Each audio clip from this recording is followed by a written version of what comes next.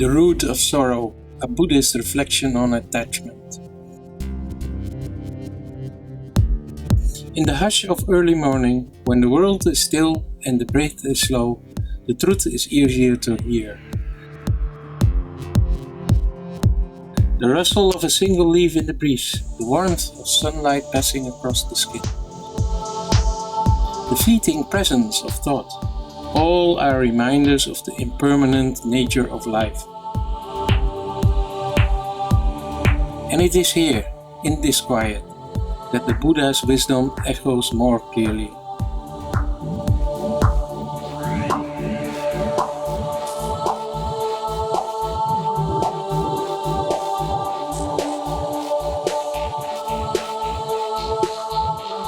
All things that arise will pass away.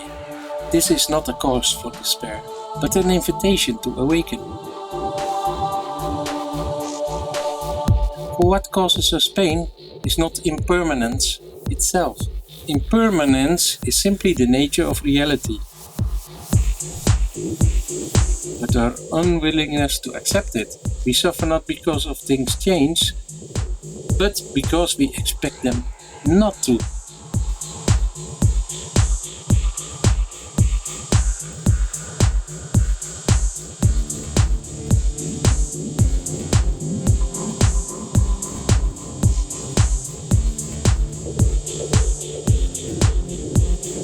We attach ourselves to what we love, people, memories, roles, ambitions, and we build identities out of fragile threads.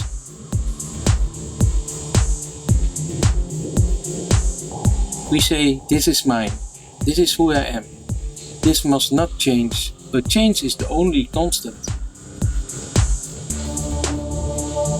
The ones we love grow old, the body decays, circumstances shift, and even the mind is a river of passing moods and thoughts.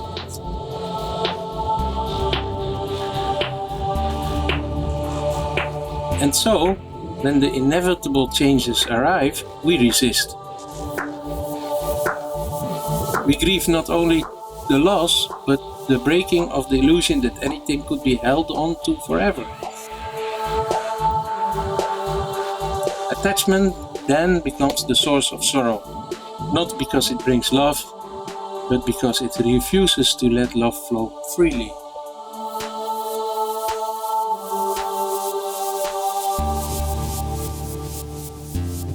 Attachment says, stay the same. Love says, be free. To understand this is to begin the path of liberation.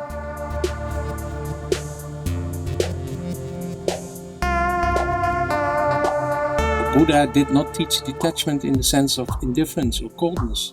He taught non-clinging, a heart open enough to love fully.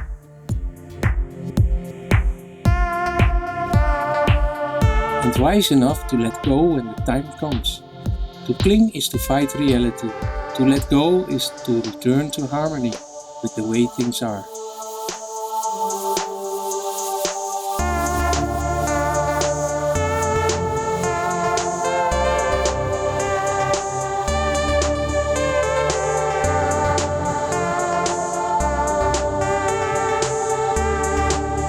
Consider a lotus blooming in muddy water.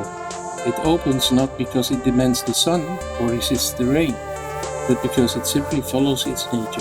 Likewise, we suffer when we resist the nature of life.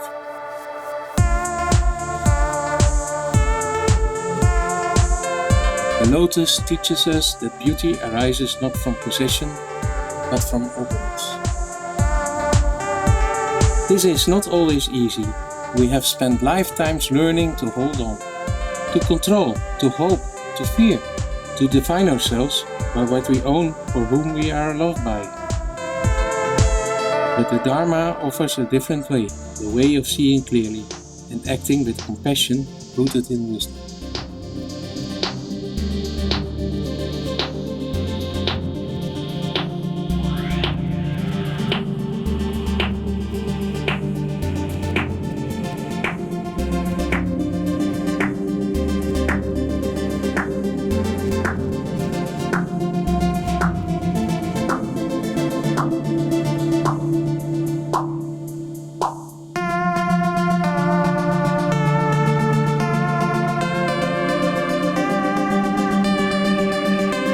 yourself gently.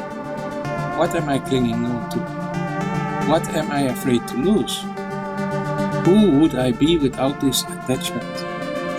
And in that inquiry, you may begin to glimpse a deeper self, one not defined by form or possession, but by presence and awareness. A self that does not need to grasp, because it already knows its wholeness. Letting go is not a single act, but a practice. Each breath can be an opportunity.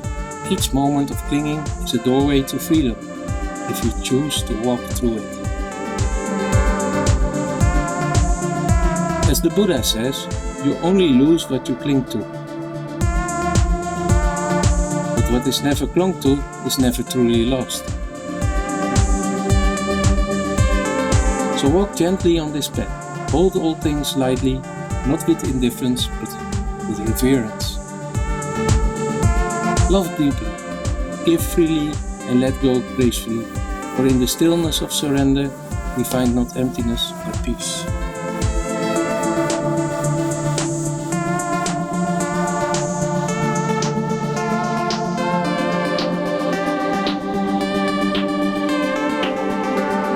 Thank you for watching. Have a nice day. Bye.